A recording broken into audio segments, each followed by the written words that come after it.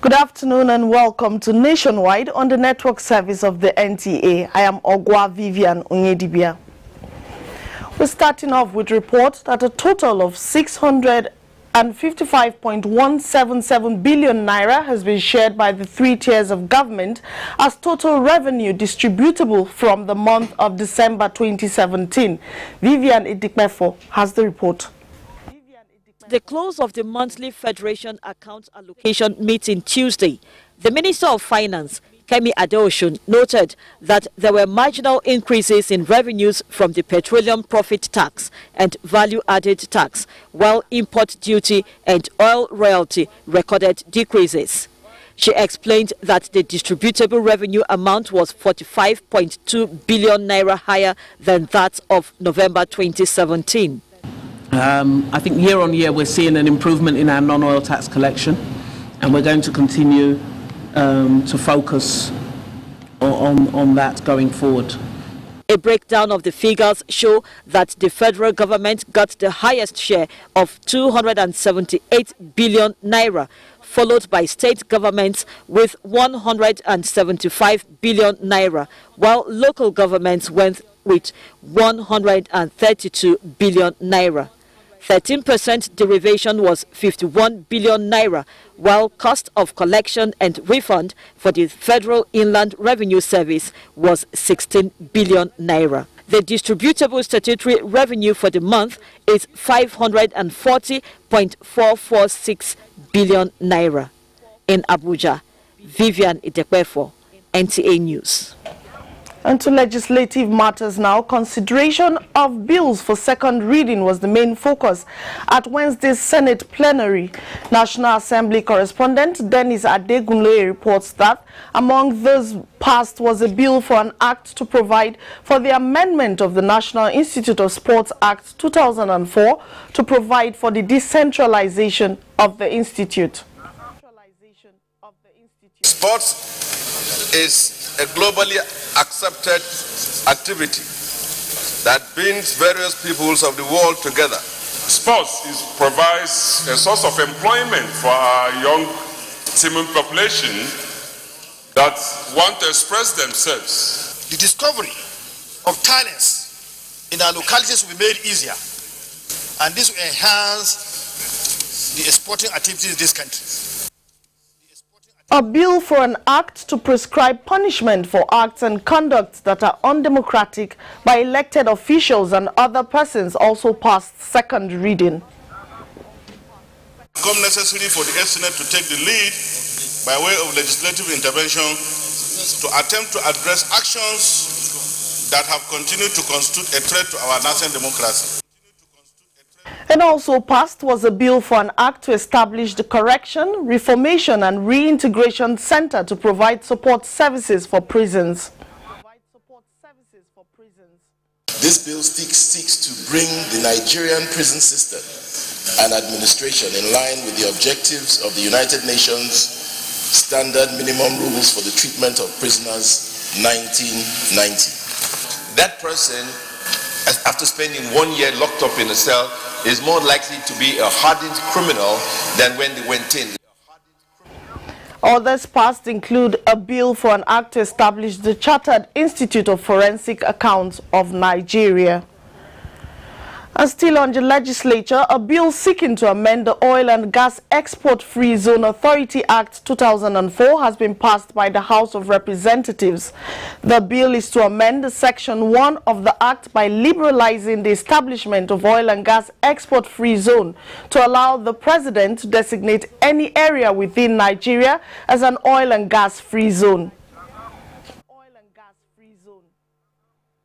I rise to move that a bill for an act to amend the Oil and Gas Exports Free Zone Authority Act, Cap 05, Laws of the Federation of Nigeria 2004, to provide for the designation and establishment of oil and gas-free zones in Nigeria and for related matters, HBs 64332 and 400, be read a third time. Honorable members, the questions of the bill be now read a third time.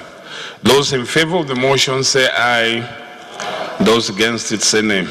The ayes have it. Now invite the clerk to read the long title of the bill. Honorable Speaker, to amend the Oil and Gas Export Free Zone Authority (CAP) Act (CAP) 05 Laws of the Federation of Nigeria 2004 to provide for the designation and establishment of oil and gas free zones in Nigeria and for related matters. Third reading. Members of the Somali Parliament were in the chamber to witness the day's proceedings. And away from that, the presidency has appealed to the former Speaker of the House of Representatives, Gali Abba, to reconsider his harsh stance on President Muhammadu Buhari and take a second look at the president's achievements in 3 years in order for him to change his negative opinions as published in the press. In a statement by the senior assistant to the president on media and publicity, Garba Shehu, the presidency again reminded the former speaker of the giant strides recorded since inception on May 29, 2015. Musa Abubakar reports. Malam Garba Shehu says the response becomes inevitable in order to correct the negative impression created by the statement credited to former Speaker Gali Umar Abba. He explained that during the period under review, Nigeria has exited its worst recession in decades after 5 quarters of negative growth, with agriculture being one of the stars of 2017, posting consistent growth levels even throughout the recession. Inflation, he says, also fell for 10 consecutive months during 2017. Malam Garba Shehu notes that the Naira stabilized against the dollar after the central bank introduced a new forex window for investors and exporters, attracting billions of dollars in portfolio investments since April 2017. On the back of a stable Naira and increased investment inflows, Nigeria's stock market emerged one of the best performing in the world, delivering returns in excess of 40%. Apart from the bumper food harvest, especially in local rice, through the agricultural revolution, the impact of federal government's 701 billion naira intervention fund has been felt, with the amount of power being distributed currently steady at around 4,000 megawatt and generation output at 7,000 megawatt, higher than ever recorded since 2015. Nigeria rose 24 places on the World Ease of Doing Business rankings and earned a place on the list of top 10 reformers in the world. Nigeria's foreign exchange reserves grew $40 billion, reaching the highest level since 2014. Nigeria successfully issued 2 Euro bonds, a Sukuk bond, a diaspora bond, and the first sovereign climate bond in Africa, raising billions of dollars for infrastructure spending. The federal government launched a tax amnesty scheme expected to raise hundreds of millions of dollars in additional revenues when it closes in March 2018. The federal government successfully commenced implementation of whistleblowing programs, seeing recoveries of tens of millions of dollars. According to Senior Special Assistant to the President, the social intervention programs have yielded positive results in prompt payment of pension arrears, school feeding project in which 5.2 million children in primary schools in 19 states are being fed daily, and reduction by half the number of Nigerians facing food insecurity in the Northeast. Government agencies like the Nigerian Customs Service and JAM recorded their highest ever revenue collection against the paltry sums being remitted in the past. Malan Shehu believes that with the solid foundation laid infrastructure development in 2018, the vigorous war against corruption in public places,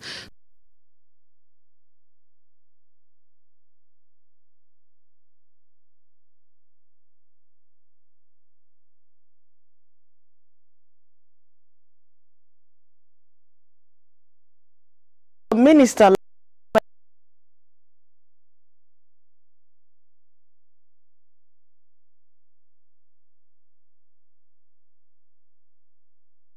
Nigeria's as a safe and desirable destination for leisure and business. The minister stated this while inaugurating the planning committee for the upcoming event. Anthony Forson reports. The 24-member committee will be chaired by the Minister of Information and Culture, Lai Mohammed, while the permanent secretary in the ministry will serve as vice chairman.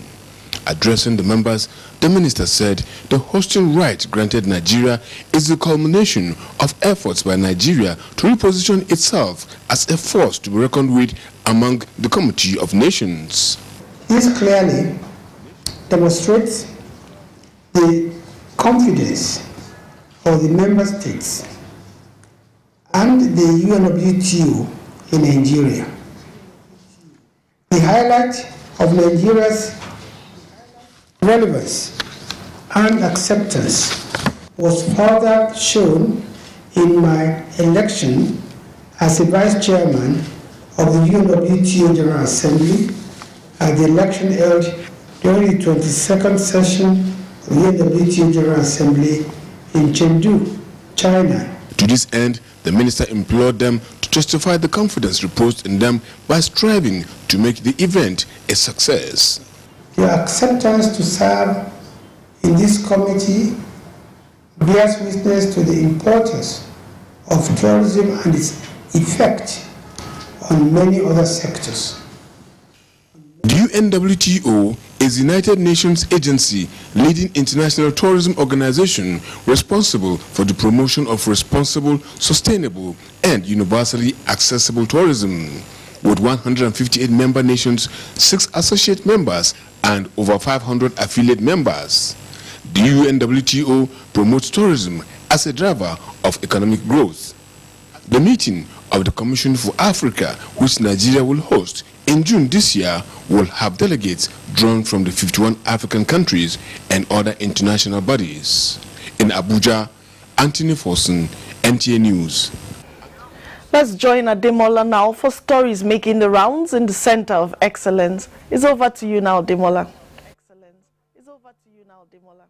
Excellence. Ogwa, and thanks for joining us in Lagos. Residents of Lagos have applauded the recent improvement in power supply in the state. Rotimi Oluwagbemi, who spoke with a cross-section of Lagosians, reports that some, however, requested for the prepaid billing system against estimated bills. The residents of Ojuelegba Ayila on Lawansin Road expressed delight at the turn of events with regards to power supply. They revealed that the situation has improved tremendously. Some artisans and traders say the development has impacted positively on their businesses. Since morning now, there has been light. It's up to 4 hours or so, like 6 hours now. So it's a little improvement has really come into the power sectors, and I appreciate that. Actually, they improved. But where there is a problem is this prepared meter. Had it been that they have disputed prepared meter, all this crazy bill will stop. They must off it a day, but we have light more than before. There is a remarkable improvement in electricity. However, a dealer who retail generating sets spoke with NTA on the impact of the development on his sales. The way they come before is much more than now, actually. It's much more than now, because when they were passing, because of the income they have, but now people, instead of spending their money on generators, they go on in what they will eat. Lagos residents urged the authority to intervene on the use of prepaid meter by making it available to all customers. One person has been arrested for allegedly defrauding innocent candidates who were seeking to register for the 2018 Unified Tertiary Matriculation Examination UTME in Lagos. While parading the suspects, Quadri Kabiru, the Commandant Lagos Nigerian Security and Civil Defense Corps, Tajuddin Balogun, explained that the suspect was arrested following a tip-off and a timely response by his men. The suspect, alleged to have been in the business for years now, claimed to be a teacher in one of the secondary schools in Lagos. He was said to have allegedly collected a sum of 12,000 naira each from unsuspecting candidates, promising to obtain UTME forms and register them for the examination when he was apprehended by NSCDC personnel. These are the kind of people that operate what they call special center, and I want to use this unique opportunity to appeal to parents to follow due process and procedure in whatever transaction they want to do with JAMB. The Lagos Coordinator, Joint Admission and Matriculations Board, Mr. Sunday Aladegbaye, advised candidates and parents to desist from patronizing fraudsters, but rather use accredited banks and CBT centers for the UTME registration, which he disclosed cost a total of 6,200 naira. His attitude is tantamount to deceit and extortion of money from innocent children. It is easier for parents to just send their children or go themselves to accredited banks and centers to pay less instead of running and falling victims to fraudulent people out there. The NSCDC commandant pledged to continue to collaborate with JAMB in ensuring that unscrupulous and dubious people who defraud innocent candidates are prosecuted. The Lagos state government has reiterated its commitment to ensuring a clean, healthy and sustainable environment for the well-being of the citizenry. Special advisor to the governor on education, Obafela Bankolemo, made the pledge at a press briefing in the State House, Alausa.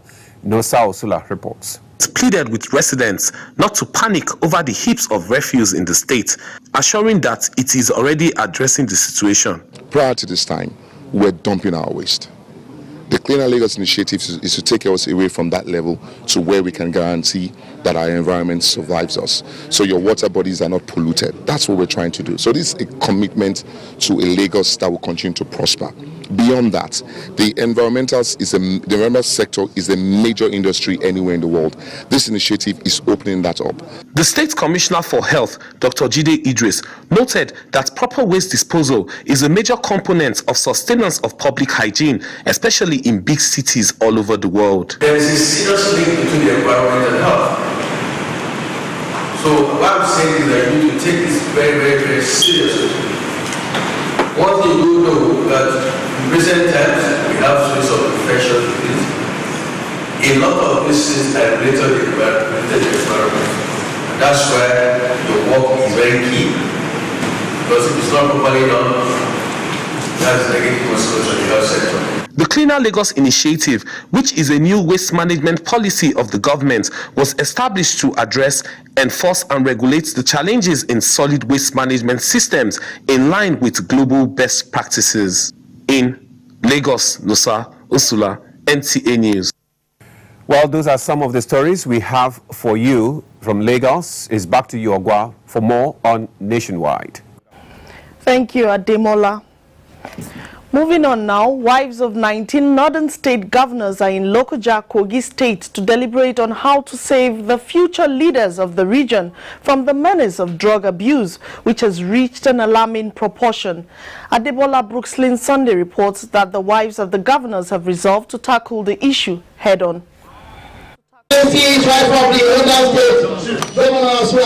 The first port of call by the women is the government house to pay homage and get moral supports from the governor, who is the husband of one of their members, Rashida Bello. The theme of this meeting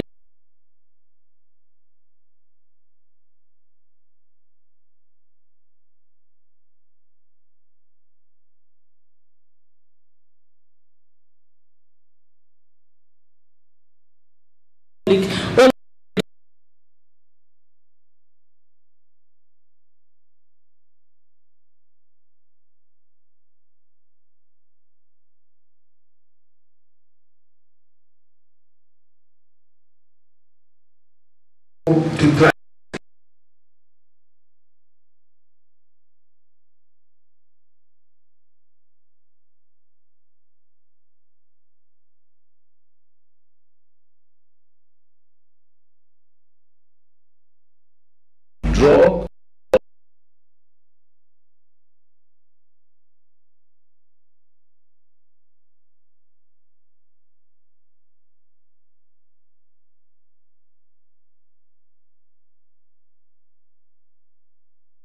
Already.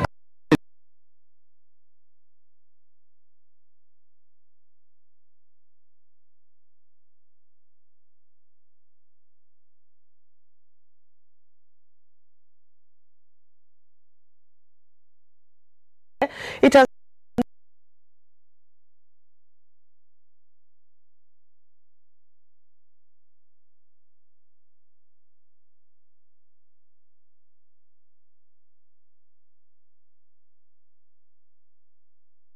commanding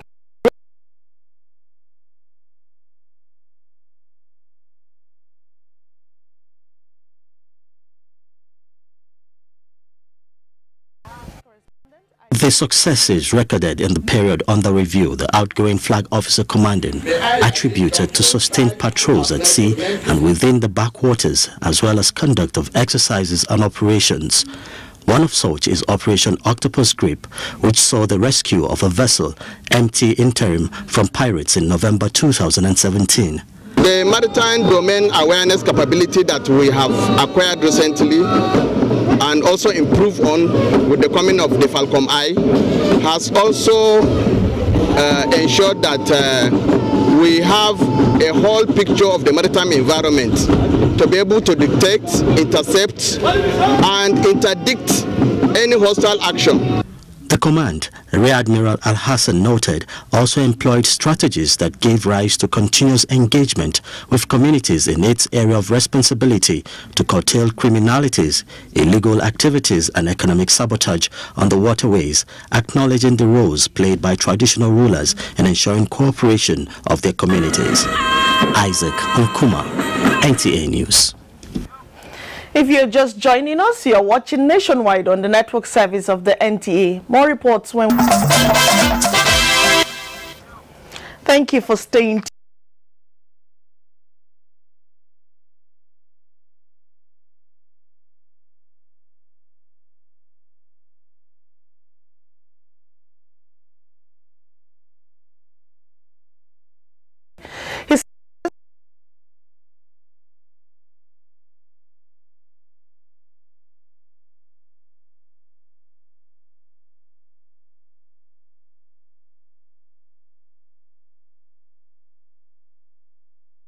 Of the economy.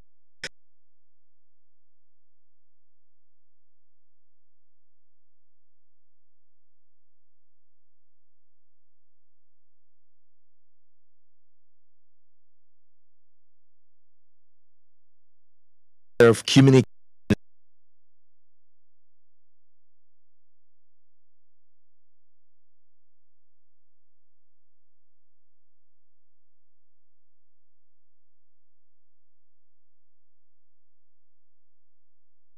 With this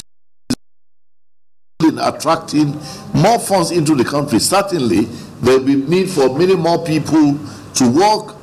The reason we set it up was to support the diaspora as they try to come back to Nigeria, and also to provide an opportunity for us to create employment for our people in Nigeria. Because many of the Nigerians who have lived there have acquired some skills, they've acquired knowledge, and some of them also have some little bit of money, and they also have friends in British institutions. And we felt that we could use the diaspora as a platform to engage with those companies in Europe to bring something back into Nigeria. The summit is expected to bring investment proposals to the Nigerian telecommunications sector and aid the country to leap into the future of rocket science. Joseph Johnson, NTA News. Nigeria should deviate from the theoretical-based approach of its education sector to entrepreneurial skills at all tiers of education if the country must fit into the digital workforce, which now dictates the pace in today's contemporary labor market. Guests on Good Morning Nigeria disclosed this while speaking on skills for the future digital workforce. Kunle Adeyeye reports.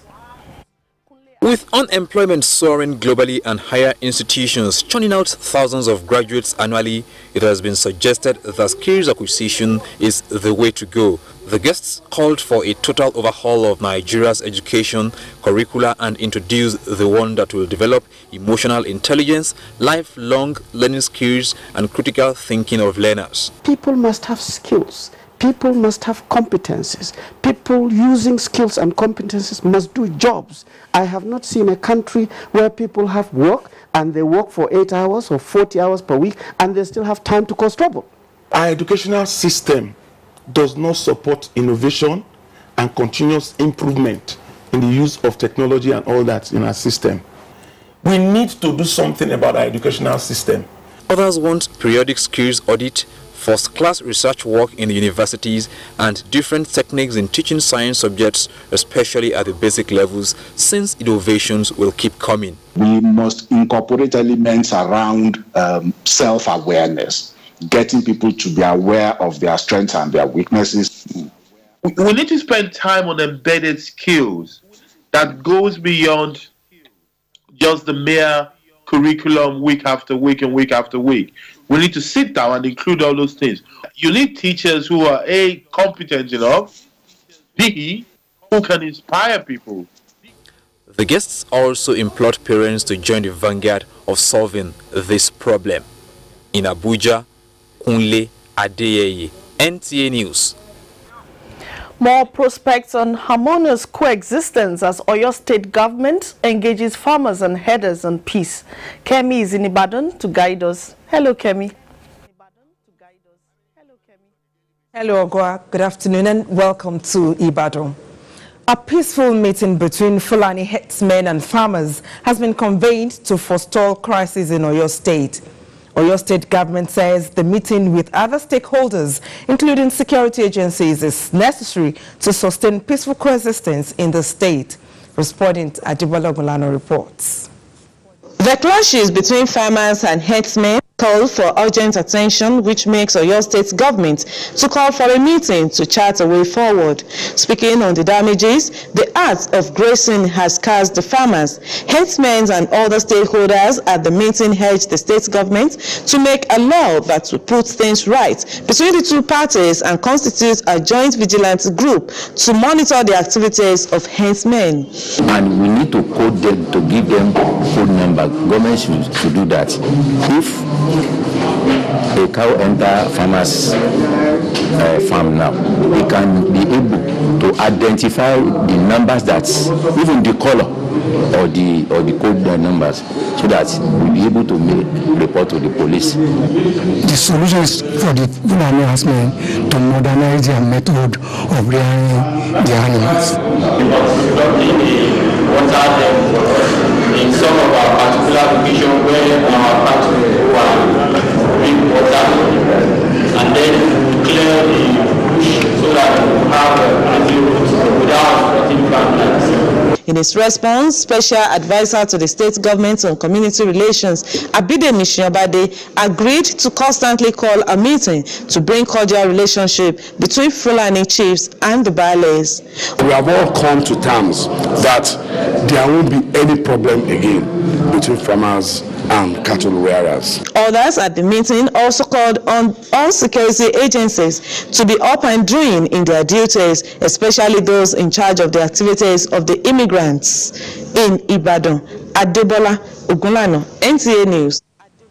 Tragedy struck at the Agric Olumi area of Ibadan as 5 people were electrocuted and a building completely razed due to an upsurge in the power supply to the area.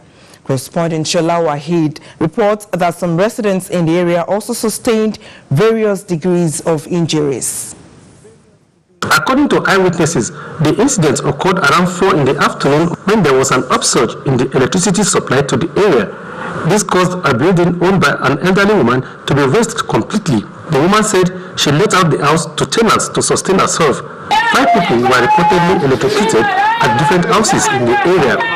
When they brought the light, the power line now got to the main with them, and the room started burning. We didn't want this thing to be continued like that.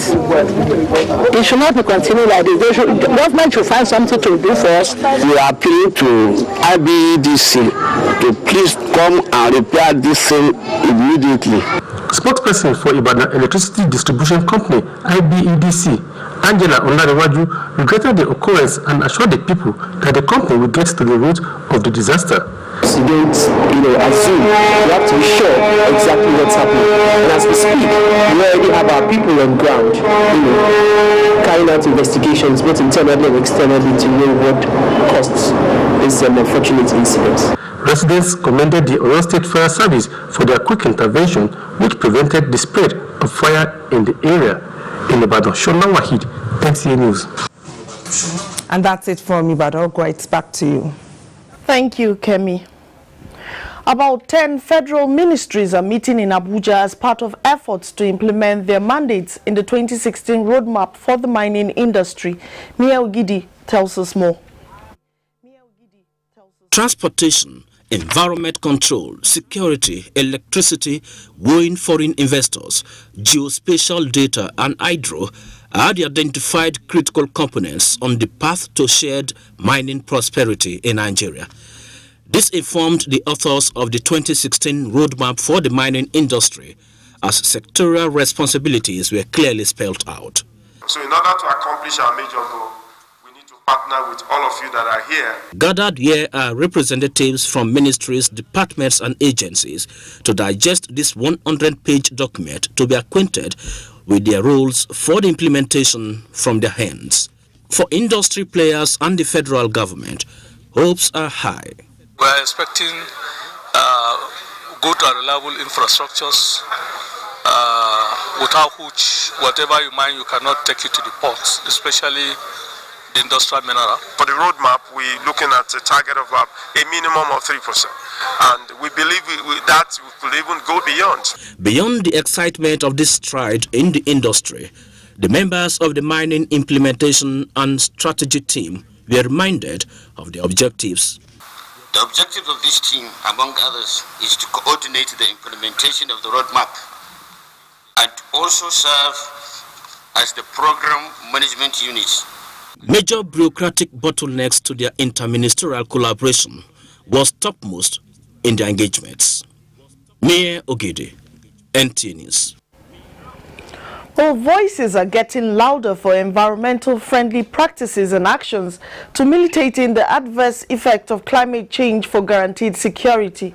Talatu Ezirike reports that the latest are those of renowned environmental experts who discussed the issue on NTA's Current Affairs program, Tuesday Live. Climate change, a global phenomenon threatening human security, has continued to dominate global discourse. In this part of the globe, concerns are high over issues such as desert encroachment and rising seas that reduce landmarks and force people to struggle for arable land that might lead to conflicts. Experts say there is no need to worry, noting that, like other countries are fighting climate change by building floating farms, Nigerian government is also doing much, especially with the Great Green Wall, clean energy programs and environmental projects. We have a national determined contribution, and in this we are targeting areas of emission. We are looking at gas flaring in the country. We are looking at harmful agricultural practices, the way and manner trees are cut down, leading to deforestation. You go and find bakers of bread. They're using heavy logs. One log means one tree is gone. Almost 50% or more of the use of firewood is going to be drastically reduced. Stop using firewood. We have identified the fact that, yes, Lake Chad is a major contributor to the kind of farming territory that one needed to be able to operate If only we can return greenery, the herdsmen will go back. For others, the need to tackle human economic activities, which is leading cause of climate change, is paramount to addressing the issues. A lot of people are being displaced and a lot more will be displaced. It will be a two-pronged approach to the middle belt of Nigeria. From the south, as you have a lot of inundation of coastal areas and the impact of that on agriculture, then you have in the north. So the middle belt will become the point of convergence of all of this. Our environment should be protected. Well, the clarion call is for people to imbibe environmental-friendly culture for healthy living. Talati Ezewike, NTA News. We'll take another short break now for some messages.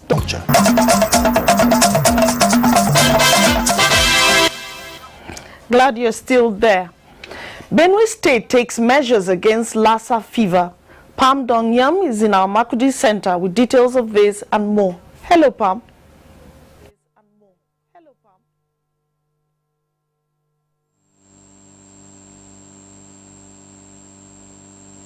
Welcome to Makudi. Stakeholders in the health sector have called on residents of Benue State to be on guard against Lassa fever by adhering to the rules of hygiene and other preventive measures. This call is coming on the heels of the recent outbreak of the virus, some of which share boundaries with Benue. Blessing Umeche has details. Recently, there have been reported cases of Lassa fever in the country. This outbreak, which was reported in Ebonyi, Nasarawa, Ondo, Bauchi, Kogi, and other states, have claimed the lives of not fewer than 10 persons, including medical personnel. Though there is no confirmed case yet in Benue State, health authorities in the state say they are not leaving anything to chance, but will do all to forestall an outbreak in the state. Commissioner for Health and Human Services, Dr. Cecilia Ojabo, says since the outbreak of the virus, particularly in neighboring states, the state has instituted proactive measures to avert a possible outbreak. Like 1,000 doses of that drug, ribavirin, and also clothing like 25. But this, if we have an outbreak, these are just a stopgap arrangement. As we speak, there's a client that is being worked up or screened by the team to see if it may be a case of Lassa fever. There's some level of suspicion, but they advise members of the public to maintain proper hygiene, avoid contact with rats, and ensure proper storage of food items. In Makudi, Blessing Omeche Ibute, NTA News. Succor has continued to come the way of internally displaced persons in Benue State, as the wife of the governor, Eunice Otom, has donated assorted relief materials to the affected people in Logo local government area of the state. Grace Ichapo reports the wife made a donation at Anyi, Abeda, and Ogwa camps. These are the internally displaced persons taking refuge in one of the primary schools in Anyi. School children cannot go to school as their schools have become camps for those displaced from their ancestral homes as a result of the attacks. It is to alleviate their sufferings that the wife of the governor, Dr. Eunice Otom, has donated assorted relief materials. We feel so sad that such a peaceful people would face such a challenge. We do not deserve to be enveloped with fear. We do not deserve to leave our homes. Executive Secretary of the State Emergency Management Agency, SEMA, Emmanuel Shio, said over 9,000 internally displaced persons have registered so far and registration is ongoing. Chairman of Logo local government area, Richard Nyajo, and other prominent sons of the local government, including Chief Tekura Suswam, commended the wife of the governor for the gesture and called on the camp officials to ensure that the materials are distributed equitably. From Logo local government area, Grace Ichepa, NTA News. And that will be it from Makudi. It's back to Vivian for the rest of Nationwide. Good afternoon. Thank you, Pam. The Buhari Campaign Organization has identified Nigerians in diaspora as important partners who must be carried along in the political processes ahead of the 2019 elections in Nigeria. In this regard, Bimbo Folayan in the United Kingdom is formally recognized as the coordinator of Buhari Campaign Organization for Nigerians living abroad. Salihu Abdullahi reports. Office of the Special Advisor to the President on Diaspora has recently reported that there are currently about 15 million Nigerians in different parts of the world. It is a significant figure in election which cannot be ignored. A few days ago, there have been some organized political rallies in some countries, Western countries, trying to challenge the president on some of the security issues. Some of the people are ill-informed.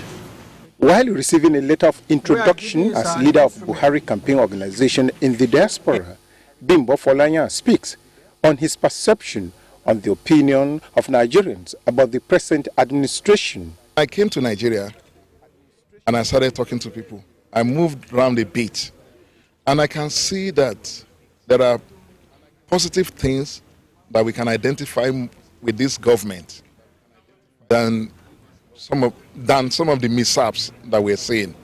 In terms of fighting insurgency, in terms of development, in terms of agricultural revolution, and we felt that it is high time that we should call our people in diaspora, let them come and see it themselves. Buhari Campaign Organization is one of the groups that is calling for the president to recontest in 2019 general elections. In Abuja, Salihu Abdullahi, NTA News. And away from that, the Federal High Court has introduced a new regulation to guide the filing of cases as part of ways of addressing complaints of conflicting judgments emanating from courts. Chief Judge of the Federal High Court, Justice Abdul Kafarati, announced this while receiving Chairman of INEC, Professor Mahmood Yakubu. Femi Okeo reports. Henceforth, people filing cases, particularly political ones, before any division of the Federal High Court are expected to depose to an affidavit that no similar case is before any other court. This will cut down on cases of similar facts running at the same time in courts of coordinate jurisdiction, leading to conflicting judgment, a trend which INEC has incessantly complained leads to confusion in the polity and the execution of court orders. Any council or any party trying to file a case, he has to file an affidavit indicating that there's no similar case filed elsewhere. This has been the import of INEC's visit to the judiciary in recent weeks. We believe that we should engage with the judiciary so that all the issues that have arisen from the past that have constituted some drag on the work of the commission, and I must say also of the judiciary, will be addressed. The visits are all geared towards INEC's preparation for the 2019 general elections. In Abuja, Femi Okeowu, NTA News. Members of Portland State Parliament of Somalia say they will continue to seek collaboration with Nigeria in various areas of political and socio-economic needs to further advance democracy for international peace, unity and security of African nations. National Assembly correspondent Kenneth Nanim reports that the Somalian legislators are in Nigeria for training on the workings of the National Assembly. Established in 1998, Puntland State Parliament is still struggling to achieve its set of objectives, having been severally interrupted by protracted conflicts in Somalia. To be better equipped, therefore, the workshop is providing adequate training for the Somalian members of Parliament on effective ways of advancing its democratic institutions through effective policies and laws with a functional legislature. Even train national parliaments of ECOWAS, which we've been doing, ECOWAS countries, which we've been doing for the past 4 or 5 years. And we also have trained other parliaments from East Africa. They've been here several times to not only exchange and share experiences, but also to get more information. Speaker of the Puntland State Parliament, Ahmed Ali Hashi, through an interpreter, disclosed interest of his members to understudy the operations of Nigeria's bicameral legislature in order to improve theirs, which is newly introduced. He also explained that his country will share experience with Nigeria in tackling security challenges. And as a matter of fact, Somalia now is undergoing a historic period of change, and we believe that Nigeria has a lot to offer in the state building and democratization that's undergoing in Somalia. We believe that Nigeria in general has a lot to offer to Somalia.